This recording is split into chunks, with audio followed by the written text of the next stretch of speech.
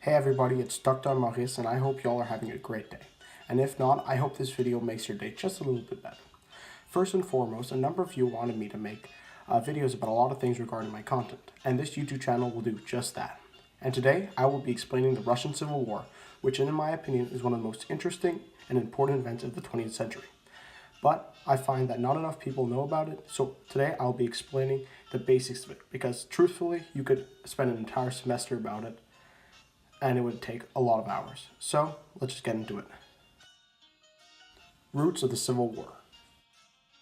So I believe that the root cause of the Russian Civil War is the beginning of the predecessor of classic Russian serfdom. And I know it might seem far-fetched, but bear with me. Predecessor was created during the 12th century in the Kievan Rus and involved in classic Russian serfdom, which I say started in the mid-17th century when Russian landowners gained almost unlimited ownership over their serfs. The serf system was very ineffective and just led to more inequality between classes, which I believe directly led to the Russian Civil War.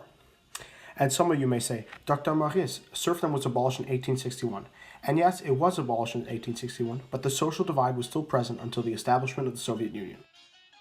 But a more direct cause of the Civil War was the February Revolution, which itself was caused by World War I. The February Revolution lasted 8 days, and at the end of the revolution, Tsar Nicholas II abdicated and Russia became a republic with power split between the Petrograd Soviet, which was a communist group, and the Provisional Government, which was composed of all sorts of ideologies, and it was frankly a mess. The Provisional Government was widely unpopular for many reasons, notably the decision of the Provisional Government to continue fighting in World War I, and the fact that there was a nationwide crisis in Russia, which led to mass unemployment, that in turn led to a decrease of 36% of the gross domestic product in Russia, also lowered the popularity of the Provisional Government. Because of this, many Russians turned to the extreme left because they believed the extreme left would stabilize the country. At the same time, Germany started infiltrating socialist leaders such as Lenin back into Russia. The arrival of these socialist leaders, and Lenin in particular, led to the Bolsheviks to vote for an armed uprising, which led to the October Revolution. The October Revolution lasted a day and was fought in Petrograd. The October Revolution ended the provisional government in Russia, created Soviet Russia, and it made the All-Russian Congress of Soviets a supreme governing body of Russia. The All-Russian Congress of Soviets, which was a group of socialists who came together and changed parts of the Soviet constitution twice a year. But the October Revolution also caused the Civil War. The Civil War.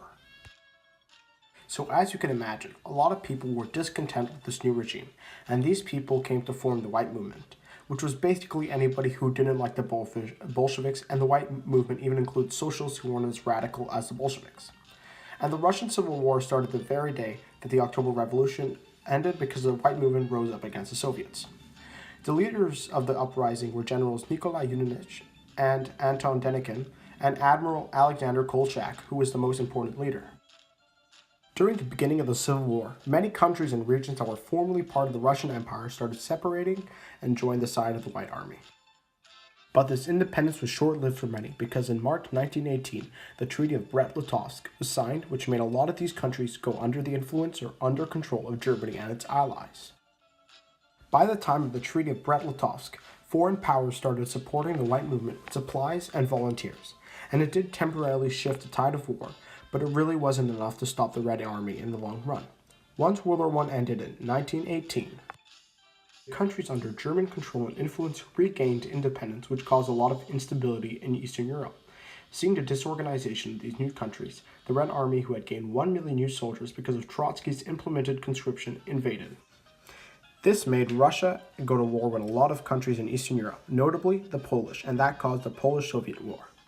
The campaign in Eastern Europe was not as successful as the Red Army had hoped, and they initially only gained control of Eastern Belarus. By 1919, the Red Army were making significant gains in northern Russia, Siberia, Central Asia, and even counterattacked the Cossack offensive in southern Russia. But the Red Army was failing to push into the Baltic states, and in early 1920, recognized the independence of Lithuania, Latvia, and Estonia. The Red Army's advance into Siberia continued, and the White Army collapsed with their leader Kolchak being handed over to the Soviets and executed. In the spring of 1920, the Red Army invaded the Caucasus and secured their hold over Azerbaijan. During the Polish-Soviet War, the Treaty of Warsaw was signed between the Poles and the Ukrainians.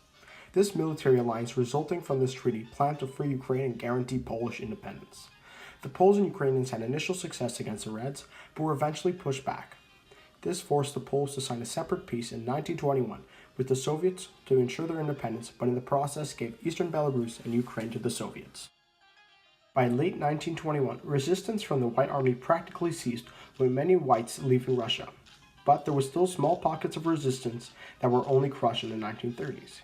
But by now, the Civil War was won, and the Civil War officially ended when the Red Army captured Vladivostok in eastern Russia on October 25, 1922. Aftermath of the Civil War. The Soviet Union was created shortly after on December 30, 1922, when the Russian SFSR, the Transcaucasian SFSR, the Ukrainian SSR, and the Belarusian SSR agreed to merge. The end of the Russian Civil War made Lithuania, Latvia, Estonia, Poland, and Finland independent for the time being. The Civil War was truly a bloody conflict, and it is estimated that there was 7 to 12 million casualties, most of them being civilian casualties, with an estimated military casualty count of 1,600,000. The victory of the Red Army and the subsequent formation of the Soviet Union changed the course of history immensely, and it made communism one of the most important ideologies of the 20th and 21st centuries. Thank you for staying until the end of the video, and if you enjoyed the video, leave a like, and if you didn't, leave a dislike. Also, feel free to share any suggestions for further videos down in the comments. I also suggest you to subscribe if you want to see more content like this. Have a wonderful day.